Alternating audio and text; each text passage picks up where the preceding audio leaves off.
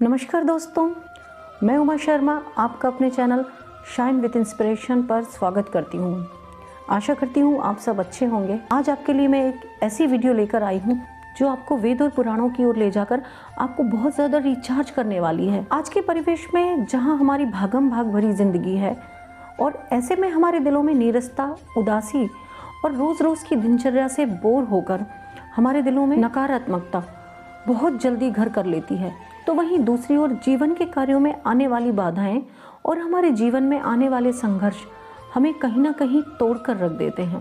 किंतु यदि हम महान लोगों, दार्शनिकों, वैज्ञानिकों, महान नीतिज्ञों आदि के विचारों का अध्ययन करें, उनका मनन करें, उनको अपने जीवन में शामिल करने की कोशिश करें, तो जहाँ एक ओर हमें इनके विचारों से जीवन में सकारात्मक ऊर्जा मिलती है, वहीं हमें जीवन में आगे बढ़ने के रास्ते नजर आने लगते हैं। प्राचीन काल में यदि हम देखें तो अनेक महान नीतिज्ञों, दार्शनिकों, वैज्ञानिकों जैसे चाणक्य, पाणिनि, बाणभट्ट आदि न जाने कितने नाम मिलते हैं, जिन्होंने हमें अपने महान विचारों से, नीतियों से, आविष्कारों से मानव जीवन की दिशा और दशा बदल के रख दी। यदि दोस्तों देखा जाए तो धर्म और ज्ञान के दृष्टिकोण से भारत जैसा विश्व में कोई दूसरा देश ही नहीं है। भारत की धर्म, संस्कृति व संस्कारों को पश्चिमी जगत से जुड़े अनेक लोगों ने अपने जीवन में, अपने दिनचर्या में शामिल किया है और अपने दुखित जीवन को सुख में बदलने के प्रयास किए और उसमें सफल भी हुए। किंतु हमारे भारतीय धर्म ग्रंथों का वह ज्ञान जो हमारे ऋषि मुनियों ने हमें दिया, श्लोकों के माध्यम से, मंत्रों के माध्यम से, आध्यात्मिकता की वह धरोहर जो हमारे पास सिर्फ ग्रंथों तक सिमट कर रह गई है, हमारे लिए प्रस्फुटित सकारात्मकता का गहन पुंज छोड़ गए। पूरी दुनिया भले ही उससे लाभान्वित हो रही हो, तो हम अपनी ही इस अतुल्य विरासत से, इस अमूल्य विरासत से आज भी अनजान हैं, जो कि हमारे जीवन को सुखमय और संतुष्ट बनाने में अहम भूमिका सिद्ध कर सकती है। हम उसका उपयोग करने से पिछड़ गए। आइए एक कोशिश करते हैं हमारे भारतीय ऋषि मुनियों द्वारा हमारे भारतीय धर्म ग्रंथों में लिखे उन अमूल्य श्लोकों को जानने की, हमारे जीवन को सफलता देकर, हमारे जीवन को एक सकारात्मकता देकर और हमारे जीवन को एक सार्थक गति देने में महान भूमिका निभा सकते हैं। अगर हम भगवत गीता की बात करें, भगवत गीता एक और जहां हमें जीवन जीने के सही मार्ग दिखाती है, वहीं श्री कृष्ण के द्वारा अर्जुन को दिए गए उपदेश जीवन की मान लो दिशा ही बदल देते हैं। हमारे जीवन को नकारात्मकता की तरफ ले जाने में एक अहम भूमिका जो निभाता है वो है क्रोध। क्रोध एक ऐसी भावना है जिसका हम अधिकतर ही बिना सोचे समझे कई बार उपयोग करते हैं, जो कि हमारे जीवन के लिए कई बार हानिकारक सिद्ध होता है।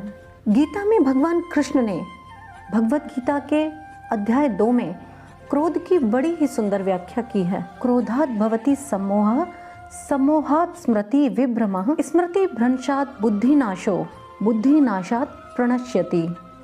यानी क्रोध से मोह उत्पन्न होता है और मोह से स्मृति विभ्रम, स्मृति के भ्रमित होने पर बुद्धि का नाश होता है और बुद्धि का नाश होने से मनुष्य नष्ट हो जाता है। अतः क्रोध करने से हमें यथासंभव बचने के प्रयास करने चाहिए। जिस तरह से हमें क्रोध करने से यथासंभव बचने की कोशिश करनी चाहिए, उसी तरह कर्तव्य पालन भी जीवन का एक अहम हिस्सा है। यदि सिर्फ हम बातें करते हैं और अपने जीवन में आने वाले कर्तव्यों से बचने का प्रयास करते हैं, तो ये भी हमारे जीवन को उतना ही कठिन बना सकता है जितना कि समय बेसमय किया गया क्रोध हमारे जीवन को नकारात्मकता से घेर सकता है। तो कर्तव्य पालन पर एक बड़ा सुंदर सा श्लोक मिलता है हमें। प्रथमे नार्जिता विद्या, द्वितीये नार्जितम धनम, तृतीये नार्जिता कीर्ति, चतुर्थे किम करिष्यति। ब्रह्मचर्य आश्रम में विद्या अर्जित नहीं की, द्वितीय यानी कि गृहस्थ आश्रम में धन अर्जित नहीं किया, तृतीय यानी कि वानप्रस्थ आश्रम में पुण्य या कीर्ति अर्जित नहीं की, वो चतुर्थ यानी कि संन्यास आश्रम में क्या हासिल कर लेगा। भारतीय पुराणों की मान्यता के अनुसार हमारे मानव जीवन को 100 वर्षों का मान के या 125 वर्षों का मान के 25-25 भागों के 4 आश्रमों में विभाजित किया गया। यानी कि जो प्रथम काल होता है, जन्म लेने से 25 वर्ष तक का काल, जो विद्या अर्जित करने का काल होता है, उसे हम कहते हैं ब्रह्मचर्य आश्रम। ब्रह्मचर्य आश्रम के बाद जो दूसरा विवाह के बाद का जो काल होता है, जिम्मेदारियां निभाने का जो समय होता है, उसको हम कहते हैं गृहस्थ आश्रम। और तीसरा जो काल होता है, तीसरे काल को हम कहते हैं वानप्रस्थाश्रम। ज़्यादा से ज़्यादा समय हम पुण्य और यश और कीर्ति के कामों में लगाते हैं। अगर इन तीनों आश्रमों में हमने कुछ नहीं किया तो वृद्धावस्था में हम क्या कर लेंगे, जब हमारा शरीर, हमारी इंद्रियां और हमारा मन ही हमारा साथ नहीं देता है। तो चारों आश्रमों में निभाने वाले कर्तव्यों की बहुत ही सुंदर व्याख्या मिलती है इस श्लोक में। जीवन में हर मोड़ पर हमारे मित्र और शत्रुओं का पता हमें उनके कार्यों द्वारा, उनकी उपस्थिति द्वारा और उनके व्यवहार द्वारा चलता है। जब हमें अपने मित्रों का यथोचित सहयोग नहीं मिलता, यथोचित साथ नहीं मिलता, तो हमारा मन उदासी से भर जाता है और हम सोचते हैं आज की दुनिया में कोई किसी का नहीं है, सब अपने आप में अकेले हैं। किंतु यदि हम वेदों और पुराणों को देखें तो हमें किस समय, किस परिस्थिति में हमारा कौन सा मित्र सबसे बेहतर है हमारे लिए, ये हमें बताया गया है। और शायद हम इस श्लोक पर अमल करते हैं तो हमारे जीवन में निराशा और उदासी आ ही नहीं सकती। विद्या मित्रम प्रवासेषु, भार्या मित्रम गृहेषु च, रुग्णस्य च औषधम मित्रम, धर्मो मित्रम मृतस्य च। यानी कि प्रवास की मित्र विद्या, घर की मित्र पत्नी, मरीज की मित्र औषधि और मृत्यु पश्चात धर्म ही मित्र है। तो वेदों, पुराणों और श्लोकों में यही 4 मित्र बताए गए हैं। तो हमें इन्हीं मित्रों को अपना सच्चा मित्र मानकर इसके अनुसार ही कार्य करना चाहिए।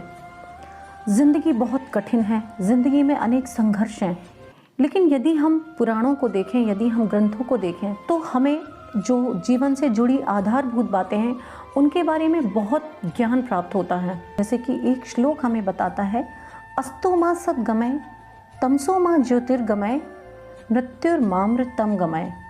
यानी कि यदि हम अपने ध्यान के वक्त ईश्वर से, परमात्मा से प्रार्थना करें कि हे ईश्वर, मुझे असत्य से सत्य की ओर ले चलो, अंधकार से प्रकाश की ओर ले चलो और मृत्यु से अमरता की ओर ले चलो। और ये प्रार्थना करने से कहते हैं कि हमारे शरीर में एक प्रकार की सकारात्मक ऊर्जा उत्पन्न होती है, हमारे विचारों में एक बदलाव आता है, एक क्रांति आती है।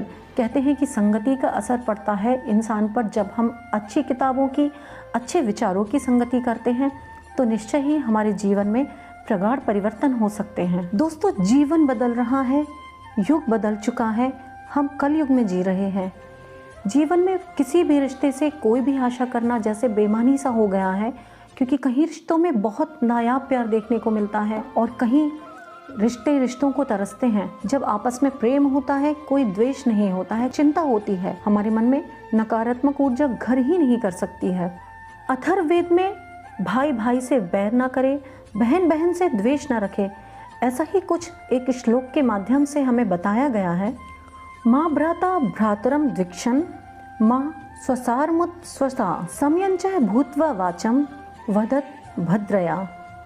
भाई भाई से द्वेष ना करे, बहन बहन से द्वेष ना करे, सभी समान रूप से, समान गति से एक दूसरे का आदर करते हुए परस्पर कर्मों को मिलजुल कर करने वाले होकर, प्रेम भाव से पूर्ण होकर भाषण करें। इस तरह की भावना रखने से गृह कलेश नहीं होता और संयुक्त परिवार में रहकर भी व्यक्ति शांतिमय जीवन व्यतीत करके उन्नति कर सकता है। अथर्ववेद में ही एक ऐसा श्लोक और मिलता है, भय। हमें कुछ भी नया करने से पहले मन में अनेक तरह के विचार आते हैं, मन में अनेक तरह का अंतर्द्वंद चलता है। कभी कभी हम इसको भय का नाम भी दे देते हैं, कभी कभी तो हम डर के हमारे जीवन में आगे बढ़ ही नहीं पाते। तो इसी भय को दूर करने के लिए जो अथर्ववेद में श्लोक कहा गया है, देखिए उससे हमें भय को दूर करने की कितनी अच्छी व्याख्या मिलती है। यथाद्योष पृथ्वी चाना बिभीतो ना ऋष्यत, एवा में प्राण माँ विभे। जिस प्रकार आकाश और पृथ्वी ना भयग्रस्त होते हैं और ना इनका नाश होता है, उसी प्रकार हे मेरे प्राण, तुम भी भय मुक्त रहो। यानी व्यक्ति को किसी भी प्रकार का भय नहीं पालना चाहिए। भय से जहाँ चिंता और शारीरिक रोग होते हैं, वहीं मानसिक रोग भी जन्म लेते हैं। और एक सच ये भी है कि डरे हुए व्यक्ति का कभी किसी प्रकार का कोई भी विकास नहीं होता है। यानी कि संयम के साथ निर्भीकता जरूरी है। यदि डर करें तो सिर्फ और सिर्फ ईश्वर का करें। जहाँ मानव है वहाँ मानव से जुड़े अनेक गुण हैं। क्रोध है, प्रेम है, द्वेष है, जलन है, ईर्ष्या है। और उसी तरह से इन सभी गुणों में एक गुण और समाहित है जो कि हमारे जीवन की दिशा और दशा दोनों ही बदल सकते हैं। तो ये गुण है, ये गुण क्या बल्कि अवगुण है, ये आलस। आलस की व्याख्या श्लोकों में किस प्रकार से की गई है, ऋषि मुनियों ने इसे मानव जीवन के लिए कितना अहितकारी बताया है। आलसस्य कुतः विद्या, अविधस्य कुतः धनम, अधनस्य कुतः मित्रम, अमित्रस्य कुतः सुखम। आलसी को विद्या कहाँ, और जिसे विद्या नहीं है उसे धन कहाँ। जिसके पास धन नहीं है उसके मित्र कहाँ, और जिसके मित्र नहीं है उसके पास सुख कैसा। आलस के ही लिए हमें वेदों में एक और सूत्र मिलता है, आलसस्य ही मनुष्याणाम शरीरस्थो महान रिपु बंधु कृत्वा यम नाव सीदति। यानी कि मनुष्य के शरीर में रहने वाला आलस ही मनुष्य का सबसे बड़ा शत्रु है, और परिश्रम जैसा हमारा दूसरा कोई मित्र नहीं। क्योंकि मेहनत करने वाला कभी दुखी नहीं होता और आलस करने वाला कभी सुखी नहीं हो सकता। तो देखिए दोस्तों, हमें श्लोकों से इतनी सकारात्मक और कितनी अच्छी बातें मिलती हैं समझने को। यदि हम इनको ध्यान करते हुए अपने जीवन को आगे बढ़ाएं तो हम जीवन में काफ़ी कुछ कर सकते हैं। तो दोस्तों, आपने देखा कि शास्त्रों में मिलने वाले श्लोक, शास्त्रों में ऋषि मुनियों द्वारा लिखे गए श्लोक हमारे जीवन के लिए कितने कारगर हैं। यदि हम इन श्लोकों का, इन मंत्रों का ध्यान करते हुए अपने दिनचर्या की शुरुआत करें, इन बातों को अपना उसूल बनाते हुए अपना जीवन यापन करें, तो हम जीवन में सकारात्मक रहते हुए काफ़ी कुछ प्राप्त कर सकते हैं। मिलते हैं आपसे अगली वीडियो में, तब तक अपना बहुत सारा ध्यान रखें, खुश रहें। नमस्कार दोस्तों।